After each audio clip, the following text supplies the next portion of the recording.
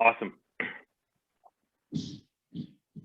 All right, team. Well, welcome to the fall semester of the PPSC Masters, the best semester of the PPSC Masters because it keeps on getting better.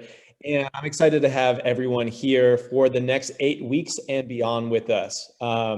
It's been a wild ride in Masters. We've almost run this for an entire year, and you are getting the most updated version, the best version of the PPSC Masters, which continues to really deliver for our PPSC Masters students. It seems like every semester we have just such great testimonials. We have such great success stories from both a programming perspective in the first 4 weeks, but also from a business perspective in the last 4 weeks of the 8-week course that just kind of blow us away. And you have a lot coming at you in the next 8 weeks. We strategically made this a master's course because there's going to be a fuck ton of information. We're going to have office hours. We're going to have interactions. You're going to have access to the entire PPSC staff, and you're going to hear from an extraordinarily diverse expertise in each and every one of our lead instructors that is going to be giving modules throughout the next 2 months. But I just wanted to say hello for those of you that don't know who I am. I'm John Russin. I am the founder of the Pain-Free Performance Specialist certification, and I am a skinny, weak, bald white dude who lives in Madison, Wisconsin, and his only goal in life is to try to outlift Cliff and Justin. But throughout the background that I've had, and also with our staff, our number one key tenet here is how to do things more intelligently. How do we systemize smartly? How do we get world-class results, but also work the retention and the business side of things to truly see what we're capable of, not only with our clients' results, but our results as business owners. And the master's course has that opportunity for the first time with our PPSC curriculum, where we are finally delving into the things that all of our instructors have had a huge amount of success with, which is advanced programming through different client avatars, but then jumping into what makes a business, what makes a gym, what makes an offering, both in person and online, truly something that stands out from the pack, because that is extraordinarily important today. But we will have Clifton in here almost every week. We'll have myself stopping in as well. And we're going to be jam-packed with the utmost experts of every single different module that we have coming today. And I want to quickly introduce Dr. Justin Farnsworth, who's going to be leading our pain client avatar today. Justin is the best physical therapist I know. He's actually been voted not only the sexiest physical therapist in Rochester, New York, but the top sports performance physical therapist in Rochester, New York. It's Rochester, it's not New York City, but it's still pretty damn good.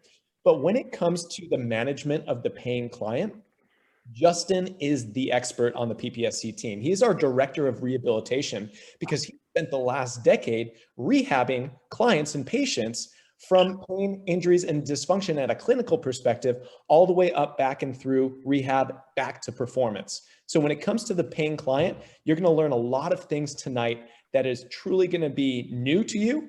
There's going to be some pain theory that is going to be brand new. It's going to blow your mind, but also it's going to be coming back to the key central tenet points, which is going to be actionability on all of our content that we are going to be presenting here at the PPSC Masters and beyond. But without further ado, I'm going to kick it over to Justin here, and we're going to get the sexiest topic, which is pain. Just kidding. It's a tough topic, but we're going to start there for a strategic reason, as you'll see in the next couple of weeks, with the paying client avatar and how to best manage. But thank you everyone for being here. Excited to have you all tuning in live. Live's awesome. Live is interaction. Live is questions and answers and feeling like you're tuning into a university style lecture setup. But of course, we always also have everything on recording, not only this current semester, but the past semesters as well, and the future semesters. So you are going to have hundreds of hours of advanced PPSC master's curriculum coming at you forever. And that's a good place to start. But thank you everyone for being here. I'm going to kick it over to Justin. All right. Thanks, John. Guys, I'm super pumped to be here. And real quick, before we dive in, this is all about interaction and questions. So if you happen to have those, I don't really care if you cut me off. I don't care if you drop it in the chat. I want to make sure that everyone has takeaways that they can implement tomorrow. It's the same thing when we teach our certs. Like, we want you to have things you can use, not just all the theory and no fucking idea what to do with theory. I want actionable takeaways. So please feel free to drop those things in the chat or ask about them. But like John said, we're going to talk about the sexiest topic ever, which is pain. Now, before we get into pain, here's a question I want to ask everyone in attendance. How many of you right now on this call have pain? Drop that in the chat with a yes or a no. Just drop it in. I'll give it a minute, drop those in. There's one, yep. There's 4 yeses. Okay, we got 1 no. Fix my shit. So we got a couple. So we have over half of the class definitely in pain. Now, let me ask this another way. How many of us have clients that are currently in pain?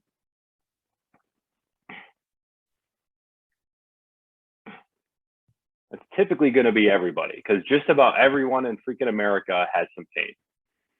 I've got 2 more questions and I promise we'll get going. How many of us have had a client in pain that we feel responsible that we made them worse? They came to see us and we felt like we made their pain worse.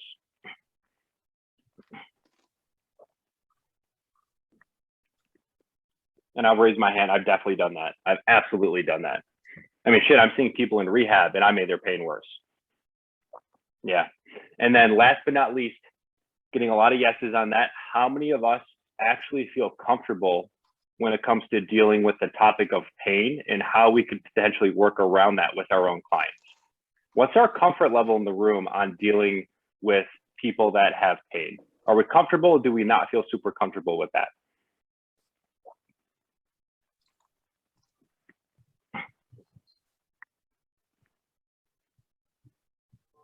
Cool, we're getting some comfortables, some sort of comfortable, some not always comfortable. Okay, perfect. I just like to gauge the room in that sense. So that being said, let's dive right into pain. And I'm going to be real. We are going to have to get a little bit nerdy. We're going to get into the weeds a little bit on pain, on what pain is.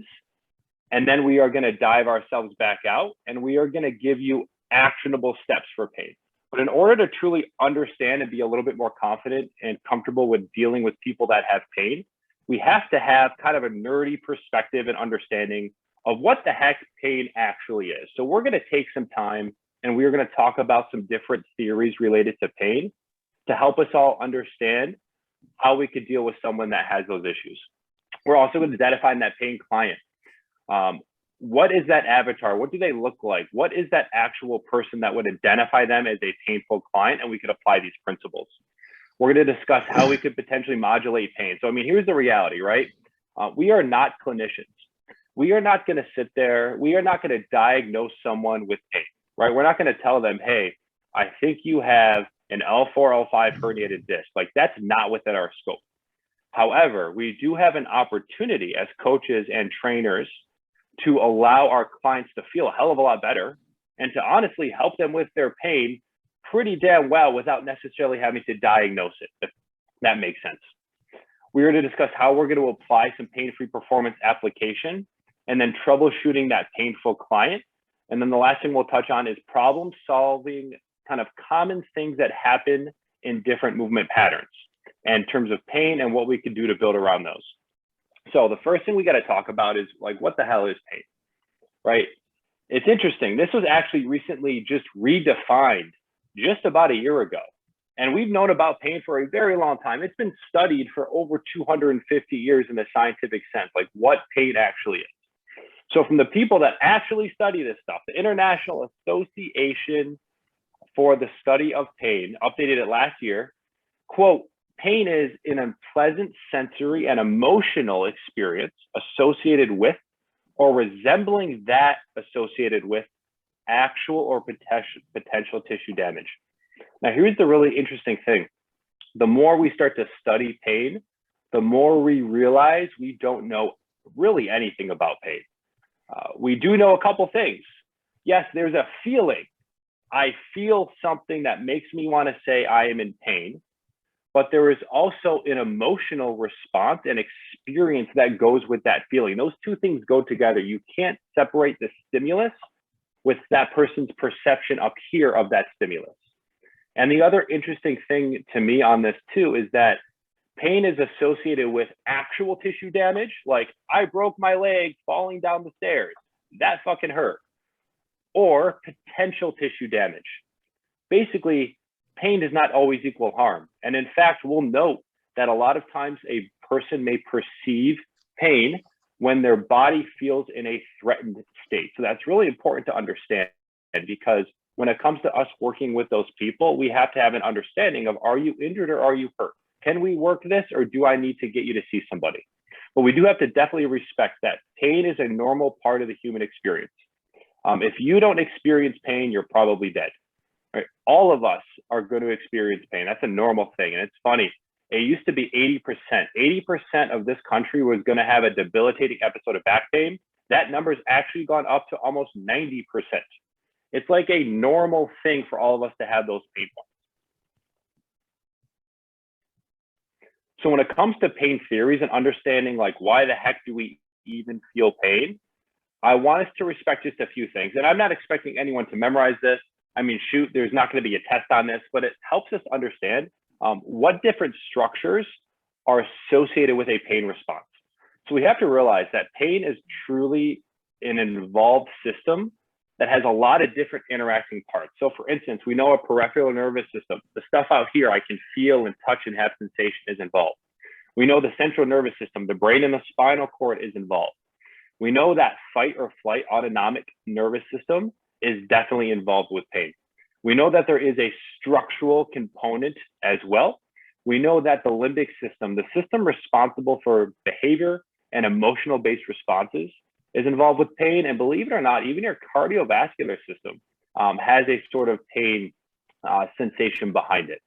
Now, here's the really interesting thing that I always like to point out. When it comes to understanding at a anatomical level pain, we have to respect that we have different nerve fibers and different nerve types. And these nerves provide us with sensation. Like, I can feel my finger, or if someone punches me in the face, I can feel that.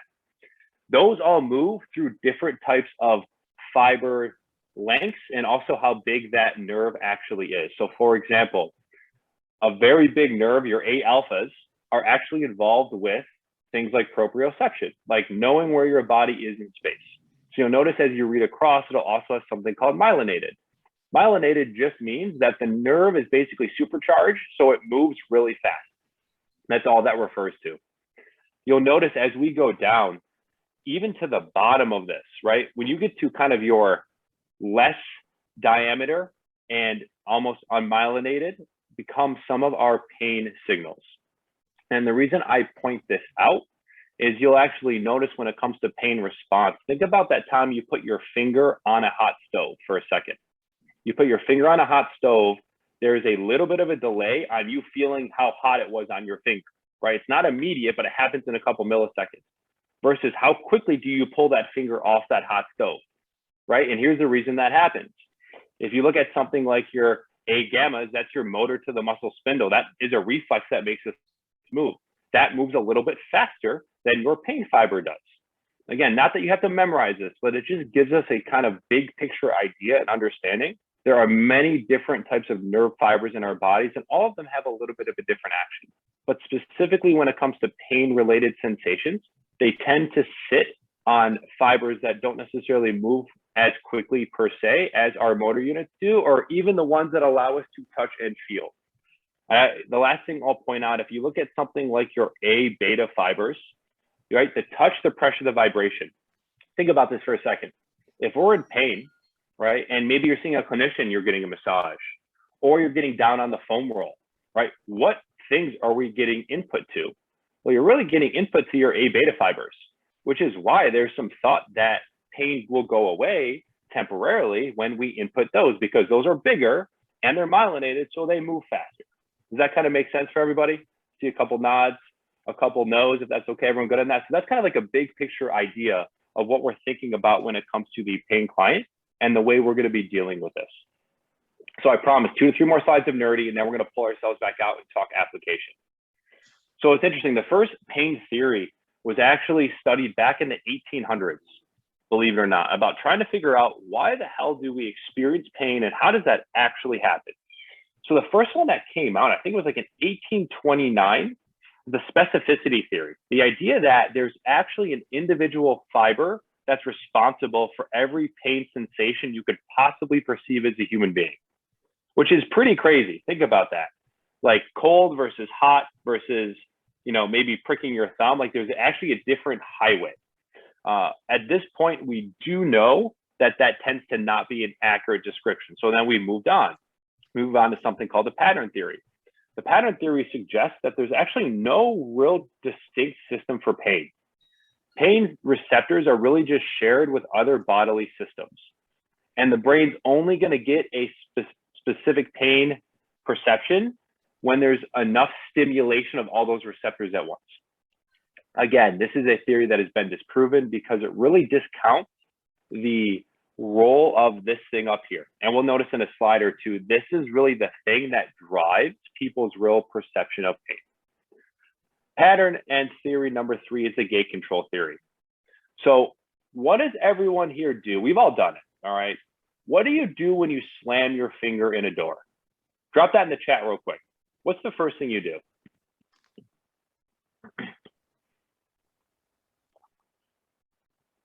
Katie's out. Yeah, exactly. Joey and Katie got it.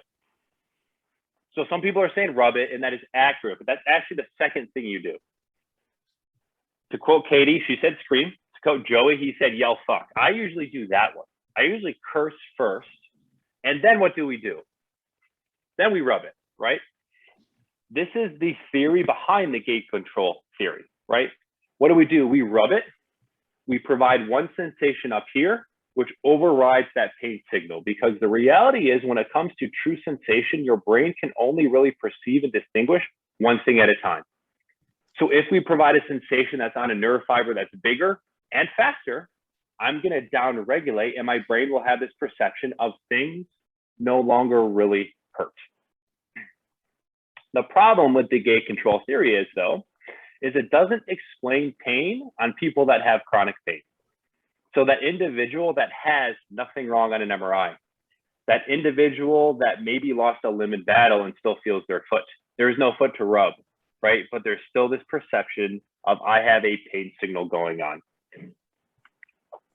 And this is why we come a little bit more to pain theories that are a little bit more accurate and a little bit more updated. So the last one we'll talk about before we get into the neuromatrix is just something called the conditioned pain modulation. Now, anyone here seen the movie Major Pain? Give me some head nods. It's like one of those 90s movies. They just don't make stuff like this anymore. I kind of miss 90s movies. I wish they made them more. But there's this scene, it's early on in the movie. This guy gets shot. And the guy playing Major Pain comes over and is screaming at him about why he's, why are you on the ground? Why are you hurting? The guy's like, I just got shot. And guess what he does? He takes this guy's finger and he breaks his finger. Doesn't help him off the ground. Takes his finger, snaps it in half.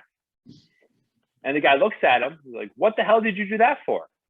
And Major Pain's character is like, well, do you feel your leg anymore? They're like, no, actually, I don't. Here's the thought. Again, the thought is you can override pain with pain. All right, again, you send a different signal and it'll modulate. Gate control is a feel-good signal. Conditioned pain modulation, not such a good feeling signal. But again, it can all limit what's happening up here. And then last but not least, the last nerdy thing on pain theories, something that we call the neuromatrix. And this is what we've really come to respect and understand within the last probably 15 to 20 years around pain theories. Specifically, pain is an output of the brain. Let me say that again. Pain is an output of the brain. It's not what I feel here. It's what I feel here gets sent up here. This takes that information in a split second, compares it to previous experience, compares it to other different centers of my brain. It gets sent off, it gets put back, and then this sends a signal down that then allows me to perceive a sensation potentially of pain. The reason we use the neuromatrix as our main theory is it definitely explains chronic pain much better than a lot of other theories. So when it comes to chronic pain, And I hate telling people like you have chronic pain, but it's really just a definition with a time frame. So someone that's in pain for over 3 months, that's the definition of chronic pain. For that individual, nerves that were not recruited with a pain threshold prior are now more easily recruited, right? This could be that person that maybe has a broken arm and gets really sensitive on their arm, and all of a sudden, like the wind blows and they're like, my arm's hurting. Well, that's not an appropriate stimulus that should have caused something painful. I mean, pain is a signal, right? Potential or actual tissue damage. My body is in a harmful spot. But with chronic pain, you will tend to see non-painful stimuli causing a pain response. And also you will see something called the homunculus. That's where like my finger's represented in my brain. My foot's represented in my brain. The thing that hurts actually overrides into other brain areas. So now instead of pain being local, it becomes kind of globulous. So anyone here work with anyone in chronic pain, someone who's had pain, 3 months, 4 months, right? And you'll start to notice those people generally have a problem telling you exactly where their pain is. It's typically not a pinpoint spot. It tends to be one area and it generally moves around. This is exactly why that happens. Is that painful area gets a bigger representation up in here, and it's harder to say, I hurt right here, and becomes more of a regional aspect. We call that central sensitization. Central sensitization is really where people have a pain hypersensitivity by the changing sensory response. And that sensory response that is pain is elicited by normal inputs, not things that actually should hurt. They're not getting stabbed or shot or falling, God forbid that happens. But they're getting kind of normal inputs, and those things are perceived as pain. So the way pain works, a nice quick diagram. And I'll tell everyone this is not to make you a pain expert. Pain is something that we could take really years and years and still not really understand. There are textbooks this long written on pain, but very simply understanding from an anatomical perspective, because I think it helps make us all feel a little bit more confident and comfortable on what pain is. So you have a stimulus, okay? Look at the person getting pricked in their finger, right? That sensation goes in through a nerve called on a first order neuron. It goes through the dorsal root ganglia, that's the DRG, and it basically goes into your spinal cord. It's the gray matter of the spinal cord, the dorsal root to be specific, the root on the back. It'll synapse there, it'll connect with another sensory nerve. That sensory nerve crosses the spinal cord and it goes up what's called your spinal thalamic tract. Literally, I had to know that once in grad school, never had to know it since. Don't worry about it. But that's basically your pain tract, the highway that goes up to your brain. Now you'll notice when it gets to the brain, it hits this thing called the thalamus. And all those arrows is literally that sensation getting sent off to multiple other brain areas that will then give a response, that's the blue arrow, on the way down. Again, that response may be pulling your finger away from a hot stove, okay? That response may be throwing out the F-bomb. That response may be rubbing it, all right? So that's kind of how we understand the way that pain tends to work. And the really funny thing, the reason we think people can still have chronic pain, number one, and the reason we think that people that don't have a limb can get phantom limb pain is before this nerve actually crosses over on your spinal thalamic tract, there's something called your lateral spinal thalamic tract that actually goes up the same side. So it goes up the side of the blue. So you'll even have people that have a spinal cord injury, but because it's snuck up the other way first, they still have some sort of representation of that structure, even though the nerves are technically not all the way connected. So again, just appreciating how complex from a structural perspective pain really is. So I want to pause real quick before we talk about takeaways and application. Does anyone have any specific questions related at least around those theories that we want to run over? Feel free to unmute yourself and ask them, or feel free to drop it in the chat. I'll have the chat open here real quick. We'll give it about 5 to 10 seconds. So Miguel here. I just wanted to ask really quick about, would you say it's a general pain adaptation in a sense, or an association with that? Is that what you're basically saying? In terms of the pain response itself? Yes, right? Yeah, so you can have people that will have adaptations. So the first time you experience maybe getting a flu shot, okay? That thing kind of hurts. Same thing with foam rolling. The first time you experience foam rolling, what happens? It kind of freaking sucks. The first time I put on a t-shirt and I had the tag sticking in my back, that kind of sucks. Over the course of time, your body can modulate itself to basically down regulate or maybe not feel that thing as much. That being said, when there are things that are 100% harmful, something like a broken bone, or maybe a gunshot wound or a knife or something like pretty traumatic, more times than not, that's not something that can be modulated in that person. So it depends on the level of the input. It also depends on perception.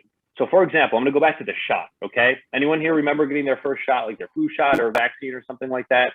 And you see this needle and it's like this long and it's about to go into your body and you just look at that and you're like, that thing's gonna freaking hurt. Guess what happens? If the doc giving you that shot tells you it hurts, it does. If the doc telling you this won't hurt a bit, guess what? It actually doesn't hurt as much. So verbally, perception of how we tell things and how we set the stage can also potentially down-regulate or modulate what people experience on a pain end of things. And the reason I say that is, shoot, we've got 1 to 2 to 3 to 4 times, maybe sometimes 7 times a week with our clients, right? So from a verbal, what I'm saying to my person, I have a lot of opportunity to help down regulate maybe their pain response, not that I'm treating pain, but to maybe make them feel a little bit more comfortable and get them out of that fight or flight based phase. Does it answer the question? And then some, I hope. Yes, sir. Yeah, thank you. Anyone else, any questions on some of these pain theories? I think we look good. Check, it's good, awesome. Okay, let's move on. Let's get to the takeaways. The reason we would cover this in the first place. So I do have to apologize. I know my slides have a lot of stuff. The reason they have a lot of stuff is I want everyone to have all the info so you don't have to like write down and take notes. This allows, I think, for us to talk a little bit more. So the slides are a little bit word heavy, but it's Justin, sorry yeah, to interrupt. I just wanted to obviously just a question came to me, but we talk a lot about the biopsychosocial model of pain. Is that something that kind of brackets all of those different theories and encompasses all of them, or would that be something that's more like an individual theory that's either been disproved or proved, or we work by it, or where does that kind of fit in the theories? So what Mark's referring to specifically, the biopsychosocial of pain is basically a pie chart of why people would experience pain. So it's not just a physical, it's also this kind of psychological idea. So for example, there's some evidence, people that have type A personalities will report more pain than people that have type B personalities. I don't know why, it's not a genetic problem. It's just something that's involved with pain that isn't the stimulus itself. That neural matrix theory that we talked about, where the pain is really an output from the brain, that's basically your biopsychosocial model. Those things are basically the same. So you will see there are some very kind of well-known physical therapists and clinicians, and they'll market themselves as, my clinic is just 2 chairs. And we just sit and we talk for 2 hours. And instead of doing necessarily something physical, we spend a lot of time on the psychological aspect, and we try to really get to the bottom of why you could be experiencing pain. So that all fits kind of that same thing. Awesome. Perfect. Thank you. Make sense? Yeah, you're up. I wanted to add to that. I was just thinking about what Mark was saying. So, and you mentioned earlier that the cardiovascular system is lightly, placed in with some of the pain category. So if you've ever been sleeping and you're falling and you wake up because you've hit the ground, or you start to like catch your breath pretty heavily, that would be probably a light stress response, not necessarily in a pain category, but you could, are you saying from that idea that you can run with that in that degree? Does that make sense? Yeah, so I mean, if you're having a dream like that your body can't perceive reality from dream state, then you're going to have the same response, sympathetic, parasympathetic, that you would if it was actual. If that makes sense. Yeah, that's cool. Cool. Love it, guys. Please keep bringing the questions. Love them. So let's talk about pain takeaways.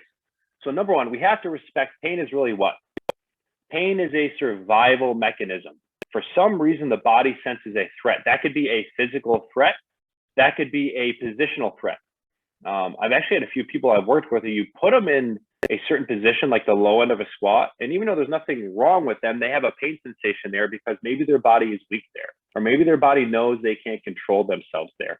It's the same idea around the tight hamstring myth, right? Hamstrings don't get freaking tight because they're short. They get tight usually as an overprotective mechanism to maybe help out the low back because the glutes aren't doing their job. Not all the time, but it's kind of the same idea. It is a survival mechanism predominantly. Also, we have to respect pain is predominantly an output from the brain. It is not the input that you receive, it's truly the output. Physical pain does not equal harm. I can't emphasize this enough. And I know it's extremely hard in a non-clinical sense to really make a decision about, is someone injured or is something just a little sore, right? And we want to err on the side of caution. But more times than not, pain does not equal harm. We are not breaking someone's body if they maybe have a little bit of a pain response. Our bodies are so much more adaptable. We're not made of freaking glass. Like, we know this, right? We're not little pieces of glass. We also have to respect the brain's going to often think the body's in danger even when it isn't. So this is kind of where that phantom limb pain comes in, where you have limb that is gone, but the brain is still perceiving a potential threat or a signal, even though that thing doesn't even exist anymore. And again, this can be a limb. This can also be positional at the bottom of a squat, at the bottom of a lunge, all right? We know pain will breed pain, and we know that pain can really be triggered by factors unrelated to physical harm. There's that biopsychosocial model. All right, typically, if you can get someone riding a little bit higher and really worked up and emotional, they'll typically report something also hurting that maybe they had pain in before, where when they were in more of a quiet, relaxed, rested state, they may not. We do know, and this is the cool part, the CNS, the brain, it can and it will change its sensitivity to pain. That can be a good thing that we can take advantage of. That can be a very bad thing that we can certainly be causing if we're not doing this the right way, right? So this is where we talk about our 6-phase dynamic warm-up, right? We literally do phases 1 and 2 to allow us to access phases 3 through 6, right? Phases 1 and 2 really have things that allow us to get through all the other cool stuff, but we couldn't have gotten there if we didn't help reduce a stress or even pain response. So ultimately, pain is a very large, multifactorial thing, and we have to respect it for that. So now let's get in on the painful client. How many people here know they have someone who you would define as the painful client? So this is the person who you're not really able to do much because things just hurt, right? How many of us have that person? Either raise your hand or just pop it in the chat. I want to say yes, yes, scrolling through, just about everybody. How frustrating is the painful client? I'm sure they're great people, but how frustrating is it for us as coaches when you have the painful client? It's definitely a bit frustrating, because I think what ends up happening is either we don't feel confident or comfortable because we don't want to make them worse, right? We don't want to make them worse when they're paying us money to help maybe make them feel better. But the last thing we want to do is what we've done in medicine. And we send people through what we call a deactivation model. So what's the typical answer in medicine? Your back hurts? Don't do that thing that made it hurt. Your knee hurts? Don't do that. Your ankle hurts? Just rest. Give it 2 weeks. It'll feel better. I can't say this enough, because something feels better doesn't mean it is better. I think medicine does such a bad job at communicating that well. And this is why you have such a high re-injury rate. You have people that feel good, doesn't mean they are good. Doesn't mean they're strong enough. That means that they went through the tests that we know they need to go through to maybe go back to their sport, to go back to the gym, right? But here becomes the issue about deactivation. Number one, think about what we all go to the gym for. Is it the physical? Absolutely. But what other things do we have benefits in when it comes to going to the gym?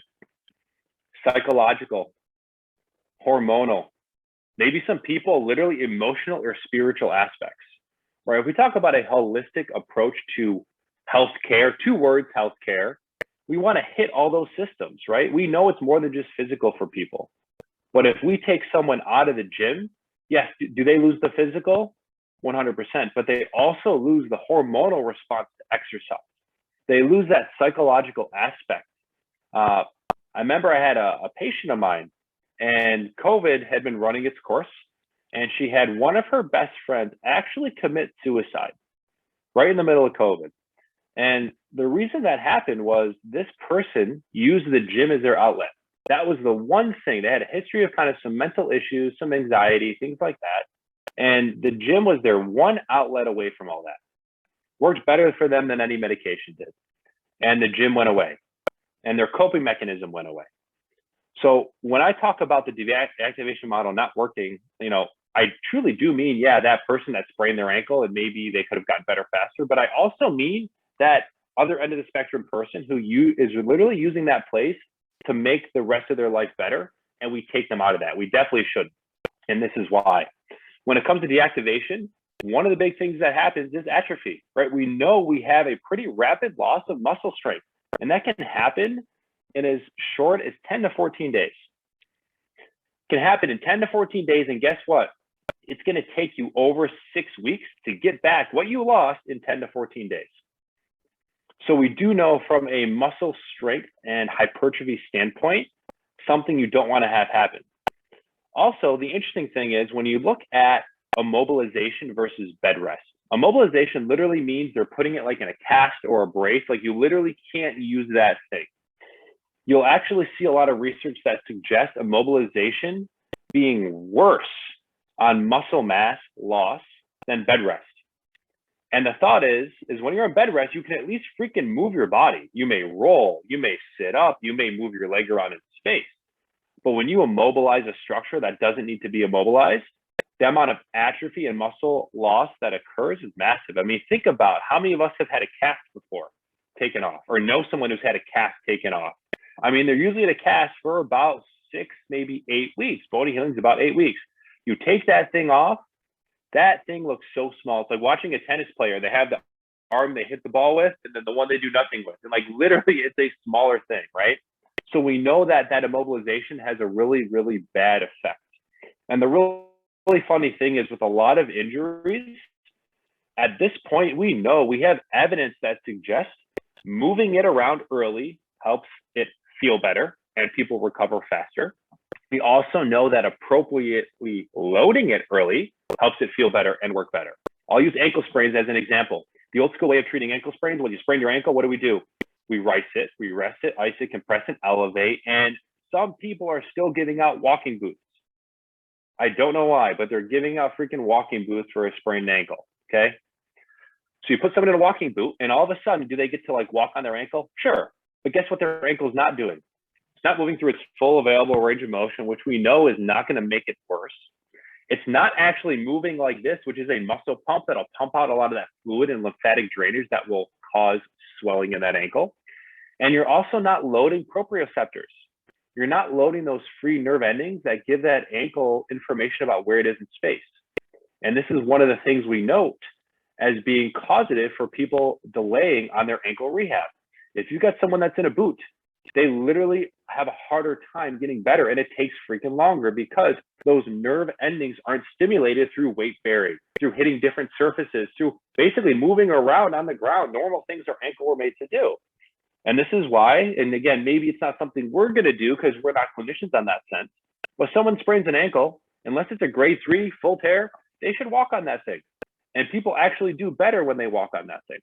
So we want to make sure that's another reason we don't want to deactivate, for that exact reason on the immobilization. And then we do know also, yes, we got a question. Hit me up. Oh, sorry. I'm Joey. My question is, what's up?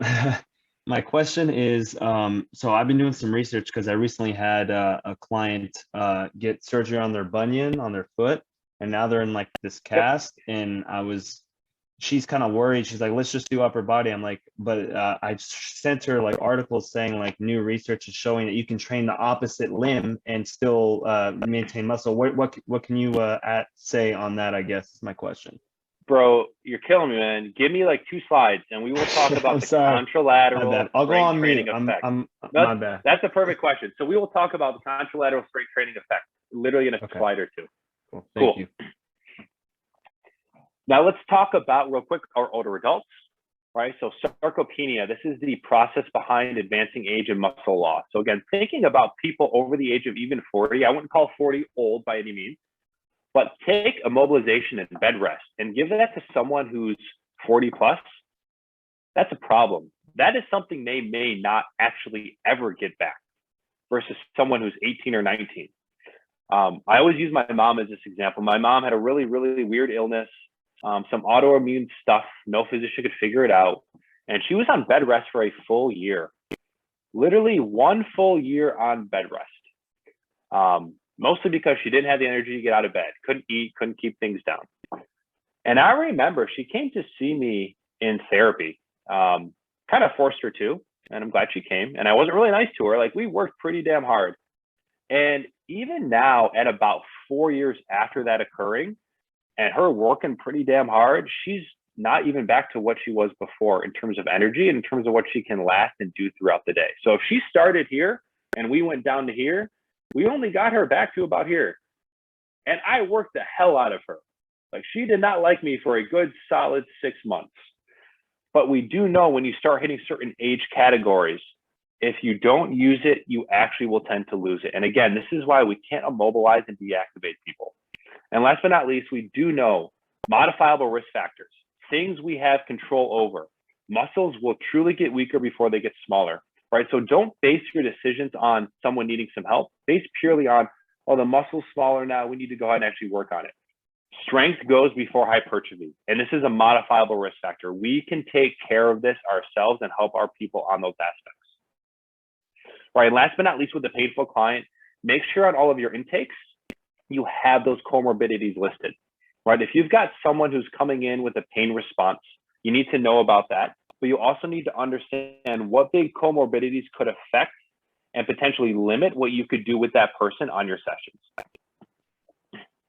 See, Joe, I told you, next slide, dude. Mark, what's up, man?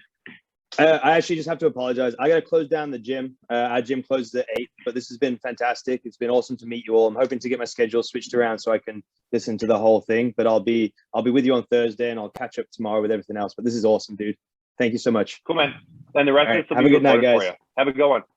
Perfect. Thank you. And when it comes to questions, everyone feel free just to unmute yourself, because I can see like half of the people here. I got to scroll over for the rest. So just literally unmute yourself, talk over me, do that. That's totally fine. I'm super not offended by that. So let's talk about pain not always equaling harm, right? So just because someone has pain doesn't mean they cannot train. And this is exactly what we were talking about, Joey. Contralateral strength training effect. Okay, so let's take that person that has a bunionectomy, all right? So they go in their first toe, they have a little thing that's out wide, and they scrape that bone down. And then they get told, leave your legs alone for 8 to 12 weeks. Just let it heal. Maybe go see a therapist. Most of the time they don't. And then the question becomes, well, am I allowed to do something on the perfectly normal, good, healthy leg so they don't have any issues there? And the answer is, hell yes, absolutely. And not only that, training a non-injured limb can create actually a 50% increase in strength of the effective side relative to the strength progression of the trained side. So if you make 100% gain on side left and say right side is the injured side, you'll actually gain a 50% strength improvement on the uninjured limb, even though you didn't use it. The reason this happens is the brain, this thing we call mirror neurons. Okay, anyone here have kids? Raise my hand. I've got a 2-year-old, just turned like 2 years, 2 months. Yeah, so if you've got kids, you know this mirror neuron exactly. Why can your 2-year-old mock you in public and mimic you? Even though you never taught them how to do that, why can they do that? Right? The whole idea of monkey see, monkey do, essentially. Those are literally mirror neurons, right? Our body has a perception and sees something and can then actually have this neurological spillover to the contralateral or the opposite side that results in a strength-based gain. I think I see Yeah. When my father had a stroke about 8 years ago, and it was really interesting to go over not only his pain when it came to recovery, but how important pain was, but some of the drills that he had to do was a mirror drill. to Yep. where he would only move one hand and his other hand would actually move because the mirror to the brain made him feel like it was his left hand moving. Even though he Yep. wasn't thinking about it, it was actually starting to move and he couldn't even feel it. It was just the processing. So yeah, that's very cool. I wanted to know what that was called again. And thank you. That's called so mirror neurons are different than you're talking about mirror therapy. So mirror therapy is the thing where you look in the mirror and your brain perceives what it's looking at as the opposite side, even though you and I both know it's not the opposite side. Mhm. And it's if you go on YouTube, you'll see some people, they'll have a fake hand and then a real hand, and they'll put the real hand behind a curtain, and they'll have a mirror of the fake hand, and they'll brush it with a brush, and the person's saying like, I can feel that, even though it's a Yeah, fake they'll hand. feel it. And then they take a hammer and they slam down the hand, and the person pulls back and actually for a second feels pain. The weirdest thing. But again, that just helps us respect. This thing's pretty fucking cool. It can do a lot of really cool stuff, and we can have positive effects. So yeah, that's specifically mirror therapy, and it is a really cool thing. And it's used a lot on people on a stroke setting, neurological things, but also kind of chronic pain. You'll see that a lot as well. So understanding, right, immobilization, what do we say happens? The entire system suffers at that point. It's not just physical, it's hormonal, it's psychological, it's emotional, it's maybe spiritual for some people. Now, here is kind of a rule that I like to throw around that I think works pretty well. So we already all agreed, right? We have people that come in and they are in pain, right? They are in our offices and they have pain. And maybe they've had pain for 6 years, 6 months, right? When it comes to what is allowable, as a general rule, under 4 out of 10, people are going to do pretty well. Now, I got to send a caveat to this. This should not mean that we're in our offices or fitness facilities or at home, if we train at home, we shouldn't be increasing a pain response. If someone comes in at a 4 out of 10, I want to keep them at a 4 out of 10. If someone comes in at like an 8 out of 10, I want to try to bring them down just a little bit in my warm up, and we know we can. And I want to keep them at that level. Does that kind of make sense?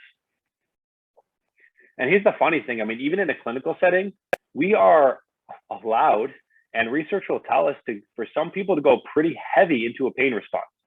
This is specifically for tendinopathies, right? So like a long-term tendinitis where there is no swelling left over anymore, the tendon becomes like Swiss cheese, and we're actually supposed to take that person to a 6 up to 7 out of 10 pain. And the reason why we do that is for tendinopathies, we do a ton of eccentric based training. And we all know when you do a negative day, you're pretty freaking sore after a negative day. It's the same idea. But when we break this down, rehab is just training with an injury. That's all it is.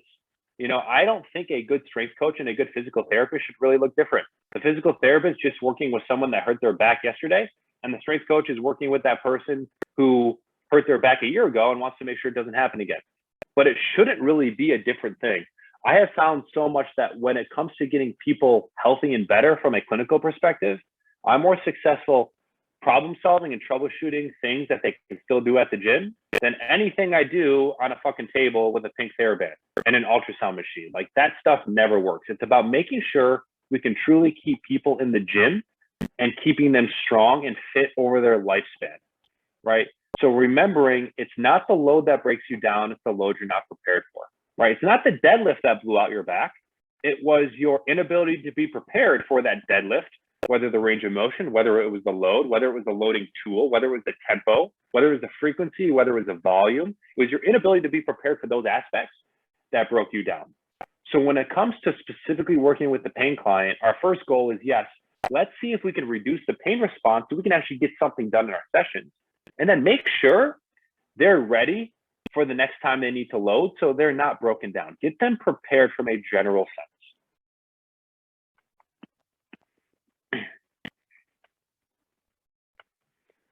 So let's talk about the painful client real quick. The risk reward. Should we train the painful client? Nod your head yes, nod your head no. And everyone's nodding their head yes, which is good. We should. What's the risk to training the painful client? If you don't know what the hell you're talking about, you're going to make it worse. That. right? Basically, you can flare them up. What's the reward though? Psychological, hormonal, social, physical, right? And again, I think all those aspects are worth it. Not that we're going to do things that are dumb. We're not going to take someone that has, 6 out of 10 back pain and heavy deadlift them from the floor. We're smarter than that, right? We know how to keep people relatively pain free. But are we still going to train that day? Hell yes, we are. And what are we going to do? We're going to down-regulate the pain response, and we're going to put them in very spine-friendly positions that don't make their pain response jump up. Now, here's something I want to get some feedback on this, and I'm curious. And I mean, this question doesn't come from a place of, I know better than you do, and you're all dumb if you don't know the answer. Not at all, right? But I want to know what people's comfort level is with this question specifically. When do we feel like we should refer out to a clinician? What are the things that you see or hear that makes you think that you need to send out to a clinician? I would refer out if they have been in pain consistently and all the things that I've tried with them for like 2, 3 weeks, a month have not been working and the pain is consistently coming back. And it's like, okay, you need to go see someone. So we have a consistent pain response that's not improving. Perfect. Love it. What else? Katie had mentioned they are in more pain. I like that as well. I've definitely found from a couple, this is only a couple people, and it happened with me a little bit as well, and I'm sure you can answer this a little bit more in depth, but if someone has a joint pain that radiates in the middle of the night when they're trying to get sleep or they're in a subconscious state, that usually it's probably going to be some kind of tendon or something that can't fully relax when your mind is trying to get into that different pain response. So if someone has a joint pain in the middle of the night that bothers them, relative to sleeping positions, like let's say on their back or on their stomach relatively, usually I'm like, I definitely think you need to see the doctor as soon as possible and get that checked out. And I've usually the way we would describe that, that's pretty accurate. So what we describe it wouldn't even be joint pain. Unrelenting night pain that doesn't go away with physician and literally wakes them up has to go see a physician fast. And the reason why, and not that it is all the time, but the only thing that does that is typically cancer. There aren't too many other things that wake people up in the middle of the night and have unrelenting pain points with it. Now, we're not going to tell that person that, like at all, because guess what? That also could just be something else. That's something we're just going to send them off to get checked though. So yes, unrelenting night pain that doesn't change with position, 100%. And it wakes them up at night. Yes. What else do we have? Anything else? Something that reminded me what Courtney said was that referring a client out when they have a reoccurring joint pain, but it's a very, very specific spot. So for example, like their wrist, their foot, or something that specific where there's only so much we can do as a trainer. So it's like, yeah, and it's like, it's some days are good, some days are bad, but generally speaking, it's always a constant thing. So that's where I was like, okay, we need to refer you out to a physical therapist so that way they can figure out what's going on your, the base of your foot, or if it's an ankle thing, a calf thing, wherever the case may be. I like that. Awesome.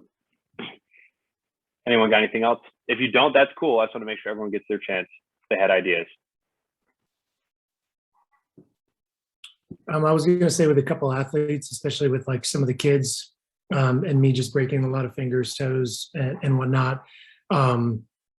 Usually after sitting out for a little bit or kind of understanding what they've gone through, whether it was a quick a light roll of their ankle and not, and maybe it was just very fast and it wasn't, very severe. They sit off it, walk around for a second and they're good. But even sometimes to the touch, one kid, like you were just saying, Edward, with his wrist, it immediately got swollen. So obviously from a visual standpoint, it's easy to be like, yeah, you absolutely need to go see somebody. I don't think you need to be moving that around necessarily, especially since I'm not a doctor and I'm not going to just touch around necessarily in someone's joint. But if it's not swollen, and I've seen very just lightly, I would go to like touch in certain areas And that person, if they ended up having a pain response, I'm like, yeah, you definitely need to go see somebody, especially if it's very light, or if they even did it. I'm like, are you able to touch in that area? It's not always been me. It's just general, like, hey, if you can touch that area and it hurts pretty bad, you might need to go see somebody. I like that. Yeah. So the way that I categorize referring out, number one, they have an acute injury. This is kind of the obvious one. I literally rolled my ankle yesterday and it's really swollen, but I'm going to tough it out. We should probably get that looked at. Number two, though, specifically when it comes to pain, if they have a pain point that we can't work around, that should get looked at. Caveat, if they have a pain point we can work around, right? Let's say it's knee pain in a squat. We put a box underneath them and we make them squat a little bit higher and the pain feels fine. I typically go ahead and train them because guess what? If I see that person in the clinic, guess what I'm doing with them? Freaking box squats to that height. I'm not doing anything else more special, right? So we're going to go ahead and we're going to work that available range of motion. All right. If you have a pain point that is constant and not improving over the course of time, even if they're getting stronger with you, that should also be a referral out. So those are kind of like the big three that I tend to want to make sure we check box. And a little sidebar, encourage all of you, have people in your network who believe in physicality like you do. All right. I usually go on a long spiel when I coach and teach about how horrible our healthcare system is. I'm going to save all of you from having to listen to me do that. But the reality is the average time with a physician when someone goes to see them is less than 5 minutes. Very proudly, that's from the University of Rochester, my hometown. That is where that study came from. Less than 5 minutes is what people get with a primary care physician. Half the time that PCP is looking at a computer screen because they want to get their notes done and go home and they got to see like 50 people that day. All right. Have a network. Don't send people down the scope of PCP to an X-ray they never needed, to an MRI they never needed, to being defined by an image when they could have been totally fine. All right. Have the network of people that believe in physicality like you do, for sure. So let's talk about us, how we can fit into this. Like, what are the things that we can take away and we could really start implementing tomorrow for people that have that pain response? So before I get into this, are people pretty comfortable with like, what is the pain client? Like, what does that avatar look like? Yes, I see yes. Okay. And again, if you forget, it's basically that person. Pain is the limiter, right? Your goal is you just want to get them to do something and not have something hurt. So when we talk next week more about the bridge client, we're trying to push the pain client eventually into that person that can be more of a bridge client. So really the pain client is that person who we know they have to be in the gym. Maybe they were sent here by their primary care physician to lose some weight. Maybe it would help their back, but pain becomes our limiting factor. Here's what we can do for that person in terms of takeaways. Number one, I really like spending more time on the 6-phase warm-up for this. So believe it or not, we may have some people that are so deconditioned, or maybe they have enough pain responses, or they're so kind of tuned up. Your 6th phase may actually just be the workout for that day. And we've all been through a warm-up before. If you've taken one of our certs, you've been through the 6-phase warm-up. It's more than a warm-up. It can certainly be its own workout. So what we would do here, if the person has a couple areas, I would typically recommend hitting more than one area or just prolonging each phase. So we talk about 2 minutes per phase for 12 minutes. This could easily be a 4 to 5 minute per phase for up to maybe 30 minutes if needed. All right. Doesn't mean that we want to be there, but we may have to be there. Now, specifically when it comes to phases 1 and 2, so our kind of self-soft tissue. So we talk about foam rolling or really anything else, the massage gun, it doesn't matter. It all does the same stuff. We talk about biphasic stretching. We know that the self-soft tissue has that analgesic effect, the pain relieving effect, right? That's this. Self-soft tissue foam roll literally does this. It's gate theory. It's all kind of that same idea. We're putting input through vibration, touch, and pressure that will downregulate from here. We also know from there that biphasic stretching has a positive impact on, we'll call it tone, or basically the brain's apprehension. So we could actually increase maybe some of the time we spend in those areas. And more times than not, people will feel good with that. That's literally why every lazy physical therapist will do only soft tissue, massage, and stretching. Because guess what? And then a hot pack. It feels fucking good. People leave and they feel better, but they come back feeling worse, like exactly the same as when they left. That's where the problem lies. But those two things really do work well. So if I can downregulate a pain response, guess what I get to do? I get to freaking work out and train to help the fact that I help downregulate the pain response in the first place. So people don't leave on a high and then come back feeling down. And you end up doing this. We want people to slowly but surely be able to train around those areas. Then remember, like we said, 6 phase may be their workout for the day. So if that has to be the case, I would just double up phase 5 by our big fundamental movements, a squat and a pull, a hinge and a push. We could load those up and do some reps and sets there. One big thing I've noticed when it comes to people that are in pain is really trying to avoid 2 anterior chain movements in the same workout. So basically like a squat and a push going together don't typically perform well. You typically want to have some sort of maybe more anterior dominant and then posterior dominant effect, if that makes sense. General rule doesn't work for everyone, but I've just generally found that to work pretty well. Now I know this is a heavy slide and there's a reason for it. When it comes to programming, we really want to be programming around the posterior chain. And we'll see this again in bridge as well, but specifically for that painful client. Here's the reality, right? We all sit all day anyway. We all know posterior chain is already the biggest opportunity area for just about everyone we work with, but specifically for those people that have pain points. Number one, here's a study from 2021, literally this year, that talks about posterior chain strength is superior to general exercise on people that have chronic low back pain. And not only that, there was no significant difference in adverse events, i.e. deadlifting is not bad for your fucking back. In fact, it's probably good for your low back when done properly. So this is a study that looked predominantly at general exercise. The rule has typically been if someone has chronic low back pain, recommend general exercise, literally anything. And they looked at people and had them actually do deadlifts and posterior chain strength. And guess what? Believe it or not, doing direct posterior chain work and big functional moves that involve the posterior chain was better than general exercise on people that had chronic low back pain. I think all of us intuitively know this, but for some reason in medicine, unless there's a study, it can't be true. And the cool thing about this is this was actually a meta-analysis. It's a study of studies. So it's a study that takes every single study that's ever looked at this topic, and it's basically the highest level of evidence that exists. So you could take this, you can get a tattoo of this on your thigh and it's never going to change, right? You won't be embarrassed by having that tattoo. It's a real thing that's going to be sticking around for a very long time, okay?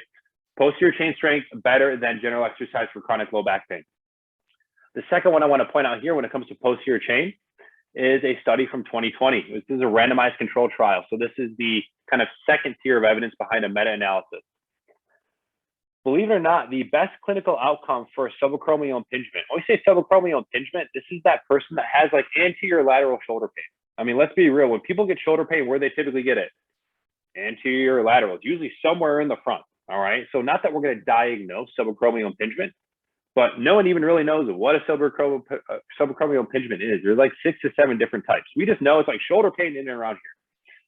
We know that the best clinical outcome for improving this is going to occur with the implementation of, guess what? Scapular stabilization exercises. What are scapular stabilization exercises? It's a bunch of pulling. We know when we do things this direction, we have a really positive influence on people's perception of what may be painful in and up here at the front. Again, we're not treating pain like clinicians. We're just making smart programming choices. And guess what? It also helps them feel better. So you basically have a win-win at that point. And then we have a study from 2013, one of my favorite ones called The Role of the Scapula. This was written by a physical therapist named Russ Payne, which I think is a kick-ass freaking like clinician name, Russ freaking Payne. This is the guy, he lives in Texas. He actually did Adrian Peterson's rehab. So if everyone remembers, Adrian Peterson tore his ACL and was back in like an insane amount. I think it was like 7 or 8 months, which is an insane amount of time to get back. This is the guy that did his rehab. But he specifically talks to how weakness of the scapular stabilizer, so all the stuff in and around your shoulder blade, is going to cause biomechanically abnormal stresses on the anterior capsule, up in here, where people get pain, up in here, increased possibility of rotator cuff compression. Where's that? Up here, laterally. Where do people get shoulder pain? Front and top. And also decreased total shoulder neuromuscular performance, right? The muscles don't perform as well. So again, 3 big examples of why we will tend to bias towards posterior chain strength, specifically in the pain client. We're not talking every single person, right? But let's be real. Most of the time when we program, you're going to see about 60 to 70% of our programming lay around the posterior chain. You need that posterior chain. And if you want to have a good squat, you need to have posterior chain. If you want to have a good bench, the first part of a bench is what? It's a pull. You pull the bar down to you and you need your lats to be involved. So we know posterior chain has a very big positive effect on these. There is one exception though. So how many of us work with older adults? And I'm going to say that's like 65 plus age category. Usually everyone's kind of raising their hand. Yeah. So let's talk real quick about the possible exception. Older adults with a diagnosis of maybe knee osteoarthritis or maybe having a little bit of knee pain. But the reality is over the age of 50, it's going to be diagnosed as knee OA. Okay. That's where the cartilage starts to wear down a little bit. Specifically in this population of people, quad strength is the biggest thing that needs to be worked on. Again, we're not doing this in a rehab setting, but from a fitness related setting, quad strength for the older adult is the most important thing. In fact, it relates to gait speed as well. So we call gait speed the sixth vital sign, right? If you can't walk more than, I think it was 2.1 miles per hour, your chance of dying in the next year is pretty freaking high. And guess what the muscle that most commonly associated with walking speed is? It's your quads. Guess what the muscle most commonly associated with getting in and off the toilet, getting off the ground if you fall, and being able to go up and down stairs and curbs? It's your quads. So specifically for this age population, quads cannot be neglected. We don't neglect glutes and hamstring. Let's be real. If they have issues with their quads, they probably got glute and hamstring issues, right? We're still going to hit those. But it's typically okay, specifically for this person, this avatar, to go ahead and get a little bit more quad involved and bring that to the party, specifically because it's going to impact their ability to walk and to do functional things that require the knees to flex. Any questions on the posterior chain stuff? We check on the chat real quick. Edward, I just saw that. Had a doctor tell my mom not to deadlift, but she was performing well outside the gym. If I had $1 for every time I had heard that from a patient or a client of mine, I could probably retire at this point, to be completely honest. Here's some other opportunity areas for us as fitness professionals. So when it comes to our 6-phase dynamic warm-up, remember what phase 6 is, okay? Phase 6 is that CNS prep, right? That kind of explode to get excited, right? Taking advantage of PAP. If you've got someone who is in pain, okay, that painful client, this is probably going to be a person that we're not going to be doing a phase 6 regarding moving dynamically. So we're probably not going to jump. We're probably not going to throw. That may not be in their ability, and that may give them a pain response. So we could remove phase 6. That's option number 1. Okay, we could spend a little bit more time on phases 1 through 5. We could also consider doing isometrics. Now remember, if we've got a pain clients are probably not going to come in and do a 1RM back squat, right? What is their program typically going to look like? It's probably a full body kind of general preparedness program, getting them a little bit more conditioned and comfortable, getting them trusting us a little bit more, so we can maybe move them along the chain of getting them a little bit stronger and hitting 5 and 3 and 1RMs at some point. But when they walk in that day, right, they're not someone we're hitting a 1RM with. However, isometrics actually have a really big opportunity area specifically for people that are in pain, and this is why. First thing we have to appreciate, when someone has a pain response or a swelling response, okay, they get what's called arthrogenic muscle inhibition, AMI. This is a protective response that reduces activity of the motor neuron pool, basically the nerves that fire to that muscle or to that area. That's what the motor neuron pool is. And the thought is that it prevents further joint damage, okay? However, prolonged AMI can cause muscle weakness atrophy, which can obviously lead to functional deficit. So when we know someone has pain and has some swelling, that muscle's ability to fire is delayed. Basically, you'll see this a lot of times after knee surgery. Anyone here had a knee surgery before, or have worked with someone or know someone that has a knee surgery? So what you'll see commonly after a lot of knee surgeries is someone can't literally turn their quad on. Like you literally have them sitting down and you're asking them to just fire up and contract their quad and they can't do it. That happens due to the tourniquet that they have in surgery and due to the swelling response in their knee. The swelling response actually limits their quad from firing. So we know about 1 to 2 cc's of fluid, and a cc is really freaking small. 1 to 2 cc's of fluid in the knee is going to limit the ability of the quad to fire. That's basically AMI in a nutshell. All right. AMI refers to that inability to fire up that muscle group, or there's a delay in that happening. We do know isometrics specifically. So isometrics meaning there is no shortening or lengthening of the muscle. There's no distal motion happening at the joint. It's just firing in place. We know isometrics have a pain relieving effect, an analgesic effect, and it also allows for that local muscle to be a little bit more activated, a little bit less inhibited, a little bit less AMI happening. So this is actually really why I like isometrics, not only from a rehab perspective, but for that person that's in pain, getting them into good isometric positions can actually help reduce the pain response. And when they have that pain response due to swelling or some other injury, they may have a limitation how fast that muscle fiber fires. It allows them to actually activate, feel, turn on that area a heck of a lot more. So remembering isometrics are all about internal focus, right? I have to be the one working hard to make the isometric work. And we're sitting people in and around 90-degree joint angles for this.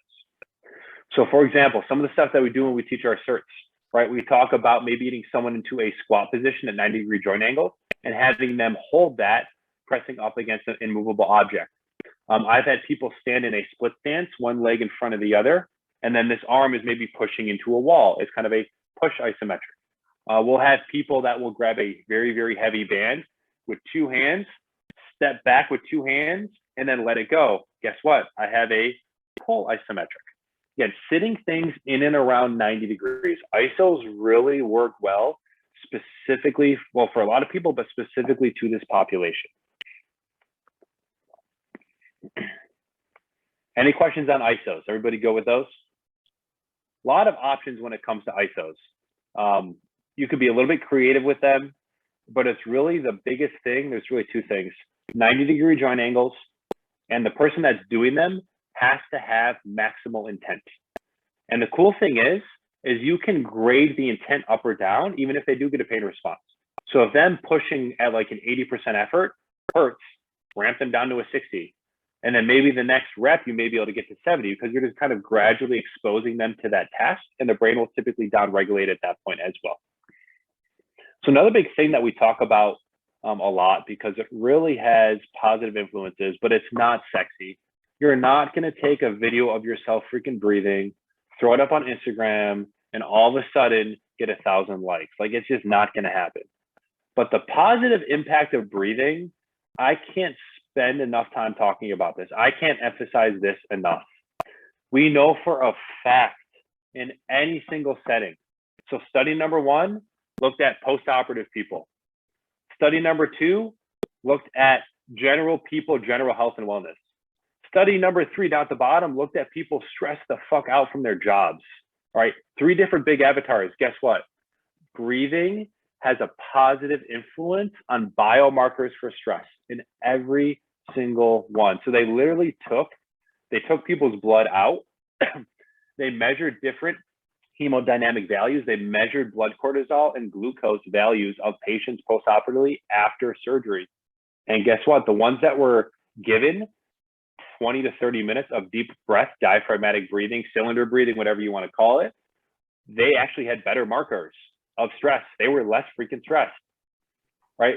We know people that are in the general population, all of us sitting here, right now, diaphragmatic breathing work will literally improve your attention. So if you're falling asleep right now, take about 5 deep breaths, you'll wake right back up. And it'll also improve your cortisol levels, right? We know cortisol, it's not the end all be all, but we do know it's a biomarker of stress. Last but not least, people freaking stressed out and by their jobs, having burnout of their jobs. They literally spent 1 day doing breathing exercise for 20 to 30 minutes, and it actually helped improve the emotional exhaustion and the personalization induced by their job burnout. So the reason I bring this up, when we talk about how we could gauge and build a program for someone, if I've got someone coming in and they see me and they circled the whole freaking body chart, and I can literally see their red lining, their heart rate is up, their pain response is up, just walking back, the first thing I do is teach them how to breathe. And almost everyone in 5, I mean, I put them in a quiet room, I turn the lights off, if I can get some classical music going, I will. All that stuff though has a positive influence to the point where every single time I know they're going to come out and now we can do something. They're not going to have that stress response. They're going to have less of a pain response. And what was we're going to have to not do any exercise today turns into a session where we can get 30 to 45 minutes of actual work done. And over the course of time, we teach those strategies not only in our facilities, but also as homework in the morning before bed when you're feeling stressed out at work. And it's going to help kind of down regulate that pain response throughout their entire day, which has such a positive influence. Again, not sexy by any means, but 100% tends to be neglected and undervalued, certainly in our society as well. So Justin, I think you'll like this. While I was working for Lifetime in the past, Emory and Lifetime got together, and Emory did a study that ended up showing that sitting down for about an hour would do the same destruction to red blood cells and your blood glucose as it would be equivalent to smoking one cigarette. So the same effects that a cigarette would cause on blood would be equivalent to sitting down for an hour. So what you're saying is that 80 minutes into this lecture, we need to all stand up. Yeah. I saw someone do it. Katie was doing it earlier for a good minute. She did. No, dude, that's it's such a true thing. I mean, we know motion is motion. If you ask anyone that has, I mean, shit, we've all had back pain before, right? Like all of us have probably had some back pain, and it hurts to sit, and it feels better to freaking walk. It's like our bodies were made to move around, and when you sit, you definitely get state. Basically, the blood flow doesn't move. You get stasis. So 100%. But the breath work. So I want to bring this back. This is why, here's the recommendation. You have a pain client, you start their session with breath work, you end their session with breath work. Breath work in the beginning is literally to bring them down out of the pain response, okay? And also at that point, you can still teach them breathing and bracing strategies, right? We talk about crocodile breathing becomes a really nice way to do all of that. People do crocodile breathing well, and they're like, holy shit, I feel my abs. Like I can't feel it when I brace, but I'm here breathing the right way and I finally feel my abs. We're gonna use it at the end also to help recover them faster. So think about the pain client. Where is the pain client living all the time? Are we sympathetic or parasympathetic? Shout it out, type it out. Where are we living all the time if I'm in pain? Sympathetic. Sympathetic, right? 100%. So we know 3 to 5 minutes of breath work at the end of a session takes someone who just freaking went sympathetic in the gym on purpose and can bring them back down. Again, I know it's not sexy, but if I have one more person ask me about the next best pill for recovery, and that's the same person not drinking enough freaking water, getting 6 hours of sleep, and not doing any breath work during the day, I don't give a shit about that supplement. This stuff is free, it's easy, and we know it's effective. All right, so make sure we're including that on a beginning and end stage. This is also a person, because let's be real, the average person is seeing a trainer right now. Before COVID, it was 2.2 times per week. Since COVID, it's 0.9. And our coaches, we took this poll, 0.9 times per week. So this also has to be homework, right? This is easy to do at home before bed. It's easy to do at work, right? People just have to remember, and we are the ones that have still more, even at 0.9 times a week, we have more touch points than anybody else. So we have that positive influence and that ability to educate and educate on breath work for sure. The other big thing we're going to work on for that painful client, we're going to teach the pillar, we're going to teach tension. Okay, I know we go over this a lot in our cert, but I can't emphasize this enough for that person that's in pain. We basically want to tell them we want to be bracing what we want to protect. If your back hurts, you should probably be squeezing the muscles around your back. If your knee hurts, kind of squeeze the muscles around that. Well, number one, they're getting an isometric, which we know is pain relieving. But number two, they're going to have that bracing mechanism around those areas. The one way we can do this, because people have a hard time, I think, feeling what it's like to get tight, right, is we can use strategic positions that force reflexive stability. So for instance, someone that has back pain in a squat, we talk about loading them in the front. The reason we load them in the front is because most of the time back pain in the squat causes from a overly flexed spine under load with velocity. If I load in the front, I literally can't flex forward. I'm going to fall on my face, and my brain's smart enough to realize I don't want to do that. So my trunk stays more upright, right? It's not fixing their pain. It's just putting them in a better freaking position. We can use the RNT. We can use the band attached to a bar or a dumbbell in a forward direction for someone maybe that has back pain or issues with their shoulder getting their lats engaged during an RDL or a hinge movement. Again, the brain is smart. They know if they don't maintain that tension, where's their body going? It's going to follow that load forward. This is also where I really like the half kneel position. So the half kneel position taught well forces people reflexive stability. Again, when I say reflexive, it's literally subconscious. It's not so much we have to think about it. We obviously do a little bit, but if they don't do the task well, they can't do the task. There is no really like cheating the task. We call it self-limiting. And I really like self-limiting based movements, specifically when people are in pain, because if they can't do it, then they're just not going to be able to do it. And that's going to also be a mechanism with which you can keep them out of pain.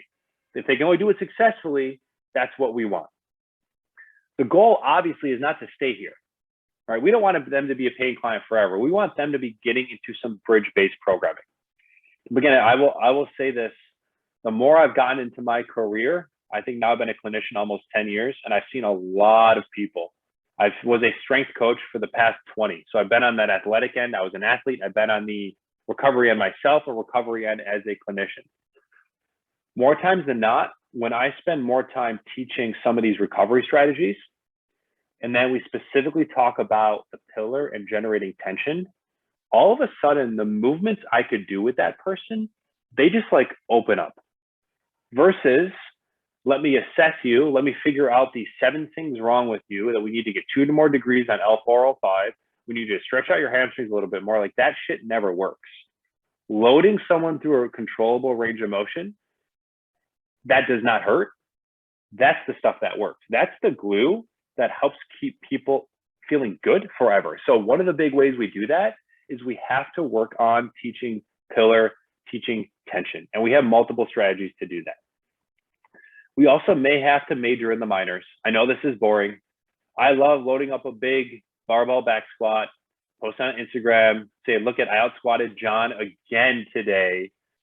Can't believe it.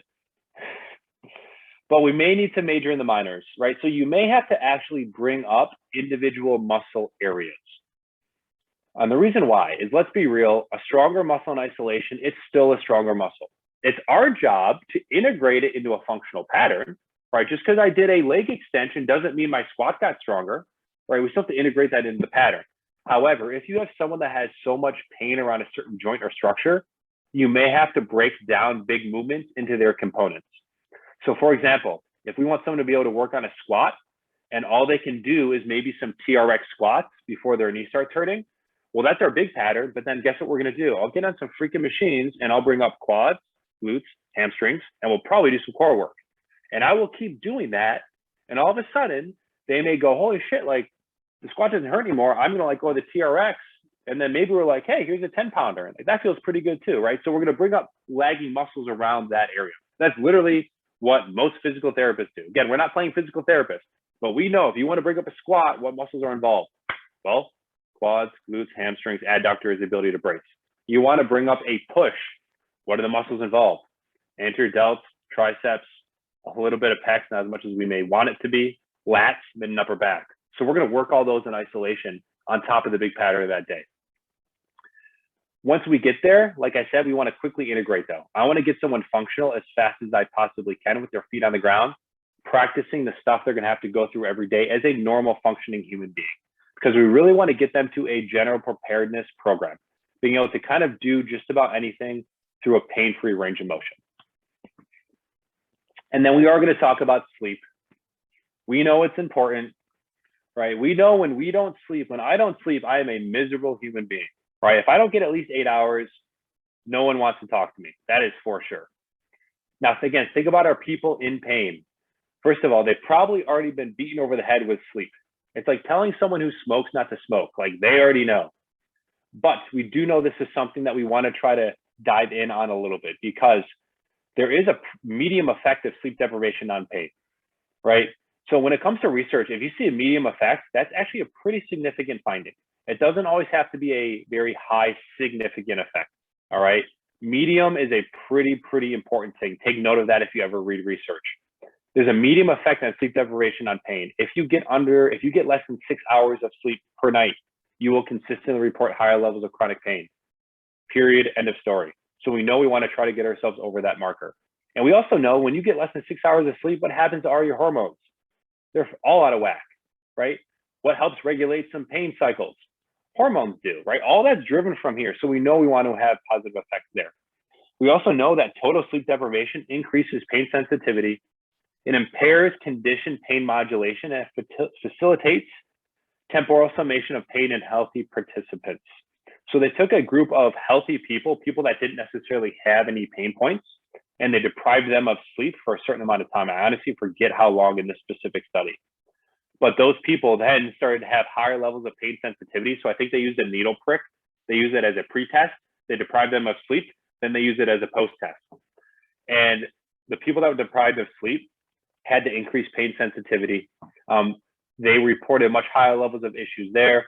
And they weren't able to modulate that pain as well. So the continued stimulus still caused higher levels of pain than it may have if they weren't sleep deprived. Right. The other last piece that we know we can help with is the idea of motion is lotion. So for those people that are seeing us 0.9 times per week, again, we have to have them doing something else. Now, whether that's us running a virtual session with them or whether that's us giving them some homework that we know they're not going to hurt themselves with, right? Sometimes we try to get too sexy with our programs. I would much rather do the safe but sketchier stuff with me as the coach there and give them things I know they're not going to fuck up on their own time. Because the last thing you want is your client coming back on Monday, telling you how they hurt their back over the weekend, and now they can't do the program you'd already designed for them, right? So identifying things that they can do to keep their body in motion. So that could be walking, that could be elliptical, things that are reciprocal in nature tend to work pretty well. Or that could also be them specifically working on weak links. So for example, if we talk about the posterior chain, we know posterior chain is a real big player in a lot of issues, but let's pretend it's back pain for this person. There is zero reason this person couldn't get in 15 minutes of bridges, bird dogs, maybe Supermans. I don't really care the thing. It's kind of hard to hurt yourself on those, right? So all of a sudden, what am I doing in that week? I'm increasing total weekly volume and exposure to posterior chain work. We all know what is one way to gain strength. It's more than just the weight on the bar, right? It's going to be exposure and volume in that week as well. So that'd be another thing I would consider from a programming perspective. So to bring this back around, that pain client, right? Under 4 out of 10 at all times, before, during, and after. All right. We generally know when we hit people more than a 4 out of 10, they are coming back in more levels of pain and they're going to have pain extending into the next day. I've made this mistake multiple times in my career, in my life. I have no research to back this up, minus a lot of hours with patients and with clients at this point. Under 4 out of 10 works extremely well. All right. Understanding people that are in chronic pain. So this may be that person that maybe has that central sensitization phenomenon. There's nothing physically broken or wrong with them, but they're getting a pain response. That may be a person who's going to be sitting with you forever at a 4 or 5 out of 10. And there may not be a damn thing that you can do about it. But what did we talk about? In medicine, we take people out of the gym. When you take people out of the gym, what happens to all the other aspects of their life? And how quickly does atrophy occur? When I've got atrophy occurring quickly, that's me going from living independently in my own house, carrying my groceries, going up and down my stairs, to being in a nursing home. All right. This is why some of that stuff's important. We want to keep it light. We want to keep it tight. Train success first. Body weight may be the thing, right? 3 sets of 10 at a body weight load, maybe an 80% RP, 8 out of 10 or 80% effort for someone. All right. So RPE scales work extremely well on gauging that person's individual tolerance. I also really like using bands initially. I'm not talking about the pink freaking TheraBand doing external rotation on a table in a rehab facility. I'm talking specifically about using bands either attached to an apparatus or using bands as a thing to help teach the person how to feel certain muscle areas. We know that bands they're not our muscles, but they act a little bit like our muscles, more than cables, more than dumbbells, more than free weights do. So they work pretty well to allow people to generally feel things a little bit better. The other way we like to do bands, and we'll talk about this on our bridge programming, is using more band contacts with the bar or with the dumbbell kettlebell. So thinking about putting a band, let's say on both sides of a barbell for a back squat, that band is going to do a couple things. Number one, it gives you more ground contact. So the bar and the movement becomes inherently more stable. It also increases the intensity of the exercise without increasing the load. The bar still weighs 45 pounds up here, and it still weighs 45 pounds down there. However, based on the tension of the band through the range, that person is going to have to selectively increase their intensity in order to move that bar through space. So you can still effectively get a lot of work done without having to do a lot of load. The reason I bring up bands for the pain client is a lot of times people in pain don't tolerate load well. You're not going to give someone that has chronic back pain a 50-pound dumbbell and have them do goblet squats or have them do lunges and have it feel good.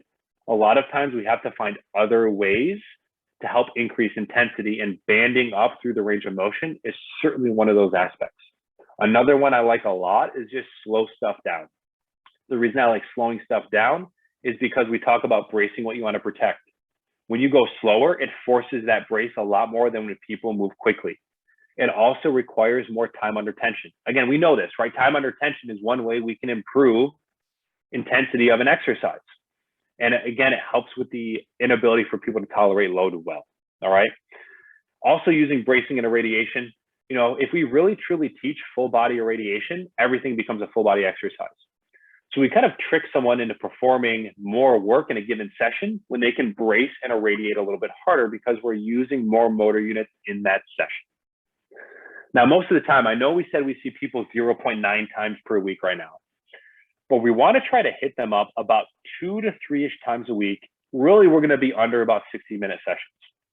I mean, if we're being real with how this works, 5 minutes of breath work at the start, probably a 15-minute 6-phase warm-up, if not a little bit longer. So we're already at 20 minutes, right? Then you're effectively probably going to get 25 to 30 minutes of good work in, which takes us to about 45 to 50. And then at that point, we can either bust some weak links with some things at the end, or we can spend our time breathing, which will take us to about 55 to 60 minutes. Obviously, you can move that table as you need. That just seems to be what tends to work for most people that have those pain response issues. If you only have 45 minutes, I would incorporate our phase 5 with maybe a little bit of load. So we're squatting and hinging, or we're pushing and pulling. We're doing our 2 big fundamental movements. I would maybe do more of those with load in our phase 5, but I definitely would not skip, like non-negotiable. Breathing happens, 6-phase warm up built around their pain point has to happen. Because again, we don't want them to stay here. We want to move them along as fast as we can to help them feel a little bit better. We're going to encourage daily movement in a non-loaded position. Walking, swimming, elliptical, things that are cross-body in nature work extremely well. Now, the studies that I talk about breathing and mindfulness, they use about 30 minutes as the gauge. So I talk about hitting on a recovery kind of light switch, and that takes about 5 minutes at the end of a session, and that is true. But to truly get the full hormonal benefits, it's 30 minutes. And it's 30 minutes cumulative in the day. It doesn't have to be 30 minutes at that exact time.